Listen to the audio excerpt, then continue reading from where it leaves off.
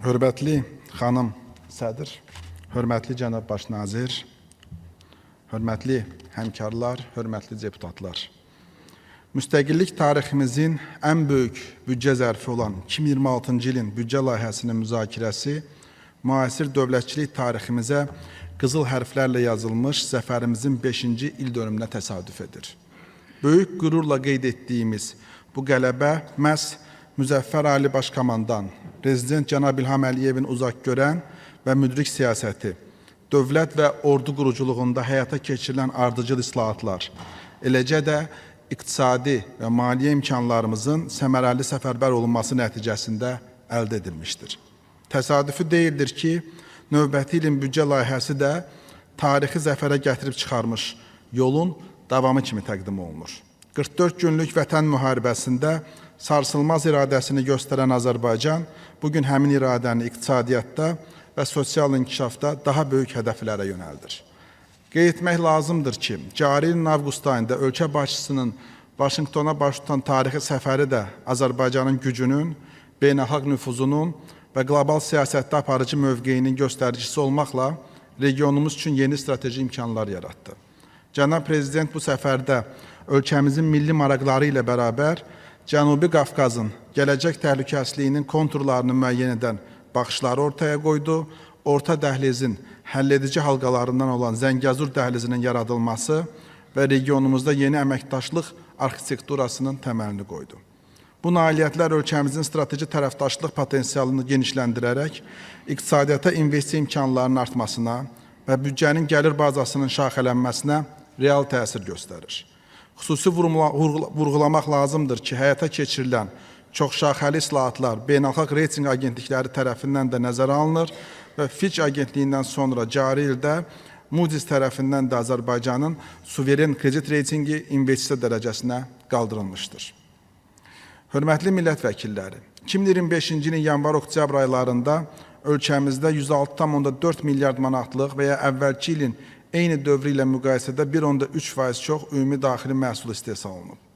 İqtisadiyyatın qeyri-neft sektorunda əlavə dəyəri 3,1% artıb ki, bu da inkişafın birbaşa qeyri-neft sektoruna əsaslandığını təsdiq edir. Uzun müddətli makroiqtisadi dayanıqlığın təməl şərtləri olan strateji valyuta ehtiyatlarının 82,5 milyard dollara çatması və xarici dövlət borcunun ÜDM-in cəmi 6%-nə bərabər olması iqtisadi siyasətin səmərəliliyinin və islahatların nəticələrinin daha bir göstəricisidir. Dövlətimizin artan imkanları sosial təminatın gücləndirilməsinə, ölkəmizin sosial rifah dövləti mövqeyinin möhkəmləndirilməsinə şərait yaradıb. Ölkə başçısının təşəbbüsləri nəticəsində 2025-ci ildə 5-ci sosial islahat paketi reallaşdırıldı. Minimum əməkləri, minimum pensiya, müavinət və təqaüdlərin məbləğləri artırıldı. Bütün bu islahatlar Cənab Prezidentin əhalinin, xüsusilə sosial həssas qrupdan olan vətəndaşlarımızın rifahının daha da yaxşılaşdırmasına göstərdiyi diqqətin növbəti bir təzahürüdür. Bugün təqdim edilən büdcə layihəsi zəfərdən rifah cəmiyyətinə uzanan inkişaf strategiyasının maliyyə təminatıdır. Dövlət büdcəsinin xərc prioriteti kimi ilk sıralarda böyük qayıdışa dair birinci dövlət proqramı durur. Bu, Cənab Prezident tərəfindən qarşımıza qoyulmuş ali vəzifədir və büdcə imkanları artdıqca ilk növbədə azad edilmiş ərazilərdə quruculuq işlərini sürətləndirməli və insanların öz doğma yurdlarına qayıdışını daha tez təmin etməliyik. 2020-ci ilin sonundan etibarən yenidən qurma və quruculuq işlərinə hər il dövlət büdcəsinin imkanları səfərbər edilərək cari ilin əvvəlinə 17,6 milyard manat vəsait xərclənmişdir. Cari ilin sonuna isə bu rəqəmin 22 milyard manata çatacağı gözlənilir. 26-cı ilin büdcə layihəsi və sonraki 3 il üzrə xərclər çərçivəsi də ilk növbədə bu istiqamət üzrə maliyyə təminatının yaradılmasını nəzərdə tutur. Bununla yanaşı, regionda sülhün və təhlükəsizliyin, Azərbaycanın haqlı mövqeyinin və maraqlarının müdafiəsi, ərazi bütövlüyümüzün və sərhədlərimizin toxunulmazlığı, müdafiə qabiliyyətimizin və milli təhlükəsizliyin daha da möhkəmləndirilməsi sahəsində maliyyə təminatı növbəti il üçün də prioritet olaraq qəbul edilib. Azərbaycan Respublikası Prezidentinin biz bütün vəzifələri icra etmişik. Ancaq bundan sonra da ordu quruculuğu məsələləri bizim üçün prioritet məsələlərdən biri olacaq ifadəsi təhlükəsiz və güclü Azərbaycan üçün fəaliyyət gündəliyinin ideoloji təməlini təşkil edir. Və 2026-cı ilin büdcə sənədində bu istiqamət üçün müvafiq resurslar tam təmin olunmuşdur. Hörmətli iclas iştirakçıları, Milli Məclisə təqdim edilmiş 2026-cı il üçün dövlət büdcəsi haqqında qanun layihəsində dövlət büdcəsinin gəlirləri 38,6 milyard manat, xərcləri 41,7 milyard manat, müvafiq olaraq kəsiri isə 3,1 milyard manat məbləğində nəzərdə tutulur. Dövlət büdcəsinin xərcləri növbəti il üçün proqnozlaşdırılan ümumi daxili məhsula nisbətdə 31,1%, gəlirləri 28,8%, kəsiri isə 2,3% təşkil edəcəkdir. Böyük qayıdış proqramı çərçivəsində işğaldan azad olunmuş ərazilərimizin yenidən qurulmasına növbəti ildə büdcə xərclərinin 8,4%-nə bərabər yaxud 3,5 milyard manat məbləğində vəsait ayrılacaqdır. Müdafiə və milli təhlükəsizlik məqsədi ilə dövlət büdcəsi xərclərinin 21% həcmində və ya 8,7 milyard manat məbləğində vəsait nəzərdə tutulmuşdur. Bu, cari ilə müqayisədə 319 milyon manat çoxdur. Eyni zamanda həyata keçirilən sosial siyasətə uyğun olaraq 2026-cı ildə də sosial yönlü xərclər əsas prioritetlər sırasında olacaqdır. Belə ki, 26-cı ildə dövlət büdcəsi xərclərinin 41%, cari xərclərin isə 68% və ya 17,1 milyard manat sosial yönlü xərclərə yönəldiləcəkdir. Bu, 24-cü ilin icra göstəriciləri ilə müqayisədə 2,5 milyard manat və ya 17% çoxdur. Orta müddətli büdcə dövrü ilə, yəni 22-ci ilə müqayisədə sosial yönlü xərclər 5,6 milyard manat və ya 48% çox olacaqdır. Əhalinin sosial müdafiəsinin gücləndirilməsinə xidmət edən xərclər üçün gələn ilin dövlət büdcəsində 4,9 milyard manat vəsait nəzərdə tutulmuşdur. Bu, 2025-ci ilə nisbətən 121 milyon manat, 24-cü ilin icra göstəricisinə nisbətən isə 722 milyon manat çoxdur. Orta müddətli dövrlə, yəni 4 illik dövrlə müqayisə etsək, cəmi 4 illik bir dövrdə bu xərclər 41% artmışdır. Cari ilə müqayisədə 151 milyon manat artımla proqnozlaşdırılan sosial müavinətlər, təqaüdlər və digər sosial ödənişlərə növbəti ildə 2,8 milyard manat vəsait sərf ediləcəkdir. Sosial siyasətin digər vacib istiqaməti kimi keçmiş məcburi köçkünlərin sosial müdafiəsi ilə bağlı xərclər növbəti ildə 285 milyon manat proqnozlaşdırılır. 26-cı ilin dövlət büdcəsindən səhiyyə xərcləri üçün isə 2 milyard manat vəsait ayrılacaqdır. Bu da 24-cü ilin icra göstəricisinə nisbətən 11% çoxdur. Səhiyyə xərcləri üçün dövlət büdcəsindən ayrılan vəsait dövlət büdcəsi xərclərinin 4,9%-ni təşkil edir. Bütövlükdə səhiyyə sahəsinə gələn il üçün icmal büdcədən olan xərcləri nəzərə aldıqda cəmi 3,7 milyard manat vəsait ayrılacaqdır. Bu da 25-ci ilə nisbətən 227 milyon manat və ya 6,4% çoxdur. 2030-cu ilə müəyyən edilmiş milli prioritetlərdən biri olan təhsil və elm xərclərinə 5,2 milyard manat vəsaitin ayrılması nəzərdə tutulur. Bu da 2024-cü ilin icra göstərici ilə müqayisədə 658 milyon manat və ya 14,3% çoxdur. Orta müddətli büdcə dövrü, yəni 22-ci ilə müqayisədə 26-cı ildə təhsil və elm xərcləri 36% artmış olacaqdır. Növbəti ildə dövlət sifarişi və dövlət hesabına kadr hazırlığı üzrə təhsil alanların sayı 150 min nəfərə, təqaüd alanların sayı isə 121 min nəfərə çatacaqdır. Gələn il əlilliyi olan, valideyn himayəsinə məhrum olmuş, şəhid ailələri və müharibə veteranı statusu almış, güzəştli kateqoriyaya aid olan 18.500 tələbənin təhsil və təqaüd xərcləri üçün 42 milyon manat vəsait də ayrıca olaraq proqnozlaşdırılmışdır. Kənd təsərrüfatı və ərzaq təhlükəsi ilə bağlı tədbirlərin maliyyə təminatı üçün dövlət büdcəsində növbəti ilə 1,2 milyard manat vəsait nəzərdə tutulmuşdur. Aqrar sektora gələn il üçün ayırmaların proqnozlaşdırılan aqrar ödəyimin 15%-nə çatacağı planlaşdırılır.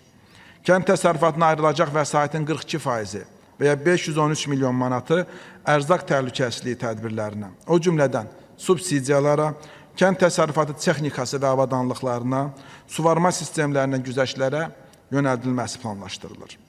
Kənd təsərrüfatı xərclərinin 40% və ya 490 milyon manatı torpaqların meliorasiya vəziyyətinin yaxşılaşdırılmasına, 18% və ya 219 milyon manatı isə baytarlıq və digər kənd təsərrüfatı tədbirlərinə yönəldiləcəkdir.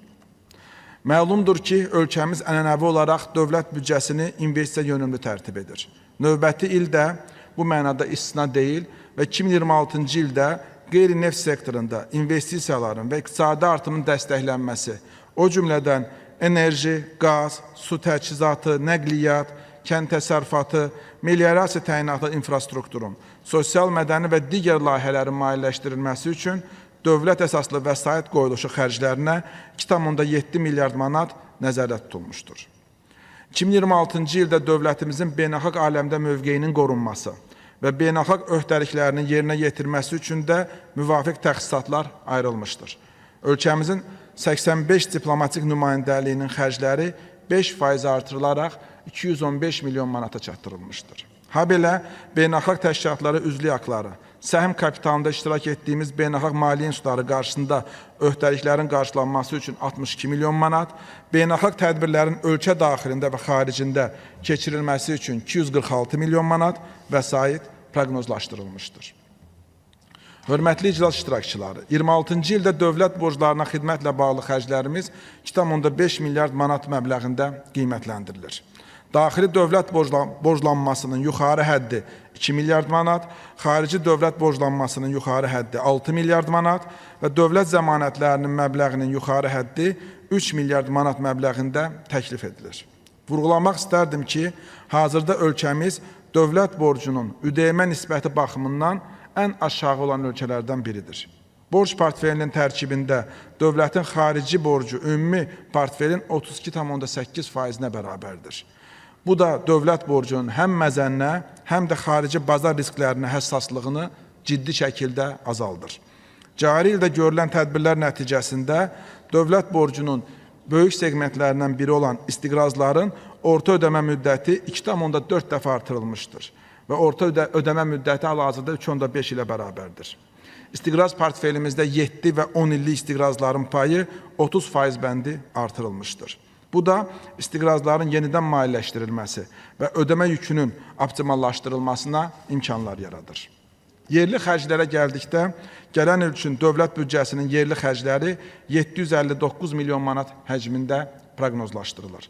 Dövlət başçısının tapşırıqlarına əsasən, regionların iqtisadi və təbii potensialından səmərəli istifadə artıq öz töhfəsini verməkdədir.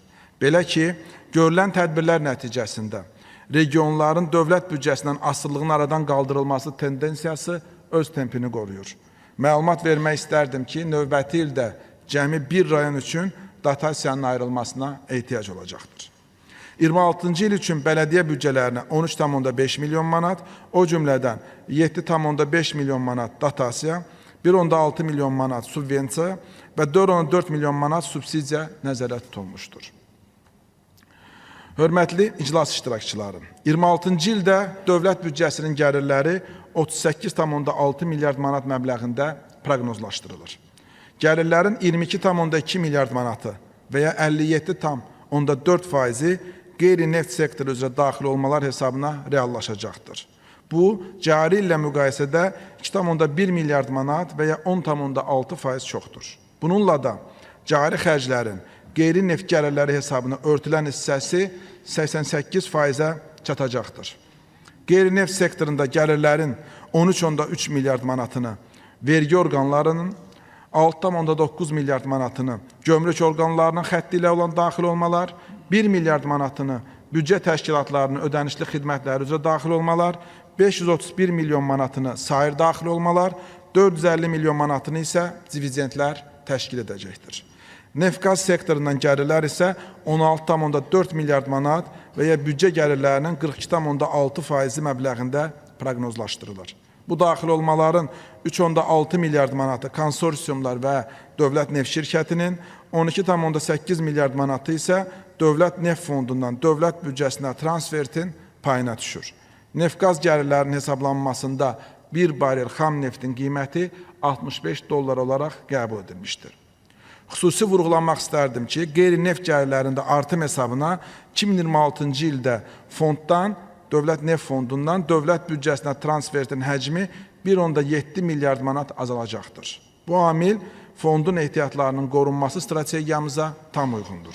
Beləliklə, cari illə müqayisədə cəmi vergi orqanlarının xətti ilə daxil olmalar 9,1%, gömrük rüsumları və idxala vergi daxil olmaları 4%, ödənişli xidmətlər üzrə daxil olmalar 16%, digər daxil olmalar isə 9,6% çox olacaqdır. 26-cı ildə dövlət büdcəsinin gəlirləri ilə təmin olunmayan xərcləri, yəni büdcə kəsiri 3,1 milyard manat məbləğində proqnozlaşdırılır. Büdcə kəsiri özəlləşdirmədən daxil olmalar, dövlət borclanması və vahid xəzinə hesabının qalığı ilə maliyyələşəcəkdir. Hörmətli həmkarlar, dövlət büdcəsinə neft-qaz amilinin təsirinin azaldılması, xərclərin maliyyələşdirilməsində dayanıqlı mənbələrin payının artırılması qarşımızda duran əsas hədəflərdən biridir. Bu baxımdan tətbiq edilən büdcə qaydası çərçivəsində orta müddətli dövr ərzində icmal büdcənin qeyri-neft baza kəsirinin qeyri-neft üdəyimə nisbətinin ardıcıl şəkildə azaldılması planlaşdırılır. Növbəti il üçün icmal büdcənin qeyri-neft baza kəsirinin qeyri-neft üdəyimə nisbətinin yuxarı həddi 19% məbləğində proqnozlaşdırılır. Bu da cari ilə nisbətən 3,4% bəndi azdır. Bu rəqəm fiskal qayda tətbiq ediləndən indiyədək ən yaxşı göstəricimizdir. Orta müddətli dövrün sonuna, yəni 2029-cu ildə bu nisbətin 13% endirilməsi, həm də dövlət borcunun üdəyimə nisbətinin yuxarı həddinin mövcud 30% səviyyəsində saxlanılması nəzərdə tutulur. Qeyd olunan hədəflər uzunmüddətli fiskal dayanıqlığın, makroiqtisadi sabitliyin təmin edilməsi məqsədlərinə xidmət etməklə ölkəmizin qarşısında duran inkişaf gündəliyin icrası üçün əlverişli bir platforma yaradacaqdır. Hörmətli xanımlar və cənablar, indi isə 2026-cı il üçün icmal büdcənin əsas göstəricilərinin xülasəsini diqqətinizə çatdırmaq istədim. Növbəti il üçün icmal büdcənin gəlirləri 45 milyard manat, cari ilə müqayisədə 1 milyard manat çox, xərcləri 48,8 milyard manat, cari ilə müqayisədə 1,2 milyard manat çox, kəsiri isə 3,9 milyard manat məbləğində proqnozlaşdırılır. Kəsirin ümumi daxili məhsula nisbəti 2,9% səviyyəsində olacaqdır. 2026-cı il üçün Dövlət Neft Fondunun büdcəsinin gəlirləri və xərcləri eyni səviyyədə 13 milyard manat olaraq nəzərdə tutulur. Dövlət Sosial Müdafiə Fondunun büdcəsinin gəlirləri 8,3 milyard manat, xərcləri 8,5 milyard manat, İcbari Tibbi Sığorta Fondunun büdcəsinin gəlirləri 2 milyard manat, xərcləri 2,6 milyard manat, İşçilikdən Sığorta Fondunun büdcəsinin gəlirləri 238 milyon manat, xərcləri 266 milyon manat təşkil edəcəkdir. Qeyd olunan fondların büdcə kəsirləri onların formalaşmış ehtiyatları hesabına qarşılanacaqdır. Növbəti il üçün Naxçıvan Muxtar Respublikasının büdcəsinin gəlir və xərcləri bərabər olmaqla 483 milyon manat məbləğində qiymətləndirilir. Muxtar Respublikanın gəlirlərinin cari ilə müqayisədə 52 milyon manat və 24% artması və xərclərinin optimallaşdırılması hesabına gələn il üçün dövlət büdcəsindən ayrılan dotasiya 74 milyon manat və ya 26% azalacaqdır. Hörmətli millət vəkilləri və iclas iştirakçıları, 2026-cı il üçün dövlət və icmal büdcələrin layihələri ölkəmizin sosial-iqtisadi prioritetləri və qarşımızda duran çağırışlar nəzərə alınmaqla tərtib olunmuşdur. Azərbaycan Respublikasının Prezidenti cənab İlham Əliyev tərəfindən müəyyən edilən çox şaxəli və müdrik inkişaf strategiyasının həyata keçirilməsi, müdafiə qabiliyyətinin daha da gücləndirilməsi, işğaldan azad edilmiş ərazilərə böyük qayıdışın yüksək səviyyədə davam etməsi, iqtisadi inkişafın stimullaşdırılması, əhalinin sosial müdafiəsinin daha da gücləndirilməsi, dövlətin əsas vəzifə və funksiyalarının həyata keçirilməsi üçün 2026-cı il üzrə maliyyə təminatı tam formalaşdırılmışdır. Qeyri-neft gəlirlərinin dinamik olaraq artması, dövlət büdcəsinin neft amilindən asılılığını azaltmaqla yanaşı, strateji valyuta ehtiyatlarına qənaət imkanı yaratmışdır. Orta müddətli dövrdə dövlət maliyyəsi sahəsində neftdən asılılığın aşağı salınması, dövlət borcunun dayanıqlı səviyyədə qorunması üçün hökumət tərəfindən metrik strateji hədəflər və müvafiq yol xəritələri müəyyənləşdirilmişdir. Təqdim olunan büdcə layihəsində eyni zamanda büdcədənkənar dövlət fondlarının və regionların dövlət büdcəsindən asılılığının minimallaşdırılması prinsipi rəhbər tutulmuşdur. Bu da fiskal dayanıqlığın digər mühüm bir parametri olaraq çıxış edir. Qeyd olunanları nəzərə olaraq 2026-cı il üzrə büdcə qanunu və büdcə zərfinə daxil edilmiş digər qanunverici aktlarını dəstəkləmənizi xahiş edirəm. Diqqətinizə görə təşəkkürümü bildirirəm.